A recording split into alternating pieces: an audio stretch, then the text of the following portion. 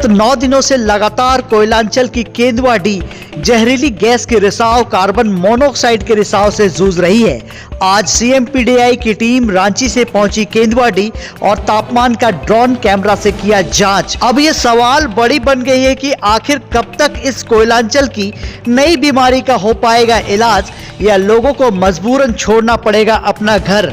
कोयलांचल में एक खबर बड़ी सुर्खियों में है और लगातार उसकी खबरें आप देख रहे हैं। आर्य न्यूज झारखंड में भी हम आप तक अपडेट लेके आते रहे हैं। आज फिर एक बार मैं आप तक इस खबर को लेकर आज इसके 9वें दिन पर एक अपडेट लेकर आया हूं। नमस्कार, जोहार, मैं पंकज आर्य और आप देख रहे हैं आर्य न्यूज झारखंड। जी हाँ, आप बिल्कुल सही सुन रहे हैं। कोयलांचल के राजधानी कहे जाए धनबाद के केंदुआडीह में एक खबर जहरीली गैस का रिसाव, कार्बन मोनोऑक्साइड का रिसाव लगातार जो है उसका स्तर बढ़ते जा रहा है। उसमें लोग काफी हताहत हो रहे हैं। अब बात ये हो रही है कि वहाँ के लोगों को दूसरे जगह जो है सुरक्षित स्थानों में जाने की बात कही जा रही है। इसको लेकर लगातार देखा जाए तो बीसीसीएल और कोल इंडिया भी लगातार जो है लोगों से अनुरोध कर रही है और उन्हें बता रही है कि ये जोन जो है अब डेंजर जोन में तब्दील हो चुका है। लगातार कार्बन मोनोऑक्साइड के खतरे का जो स्तर है वो बढ़ते जा रहा है और लगातार ये रिसाव होते जा रहा है। आज देखा जाए तो रांची से सीएमपीडीआई की टीम जो है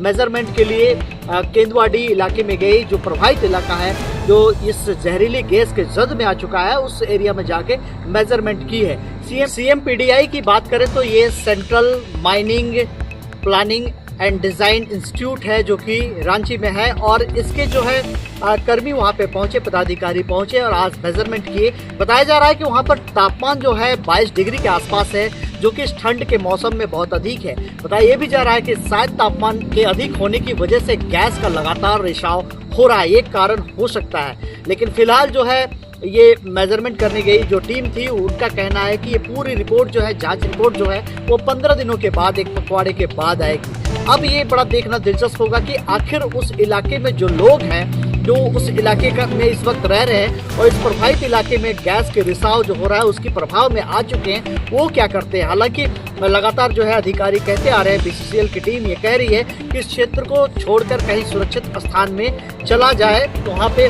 जो है लोग बसने का काम करें फिलहाल में, क्योंकि आने वाले दिनों में विस्थापन और पुनर्वास की तो बात होगी, लेकिन फिलहाल जो है वो जानलेवा यहाँ पर हो सकता है, रहना खतरनाक हो सकता है। इसलिए पहली प्राथमिकता जो होगी वो जान बचाने की होगी।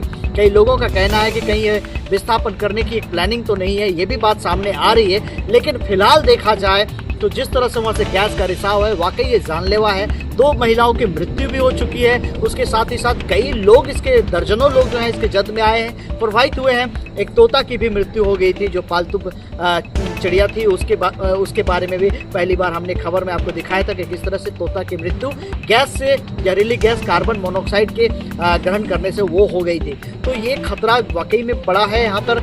और देखा जाए तो धनबाद की केंदुआडीह में इस वक्त जो है सबसे बड़ी खबर ये है, सुर्खियों में ये है कि जहरीली गैस का रिसाव लगातार हो रहा है। सीएमपीडीआई की टीम का कहना ये भी है कि आने वाले दिनों में ये पूरी तरह से क्लियर हो पाएगा कि किस वजहों से गैस का रिसाव हो रहा है, जहरीली गैस का रिसाव हो रहा है। कल ही आपने खबर में देखा था कि कोल इंडिया के जो चेयरमैन है वो वहाँ पहुँचे थे, बीसीसीएल के जो है कर्मी वो पहुंचे थे, उनके अधिकारी वो पहुंचे थे, सीएमडी पहुंचे हुए थे। ये खबर में हम लोगों ने आप तक पहुंचाया था।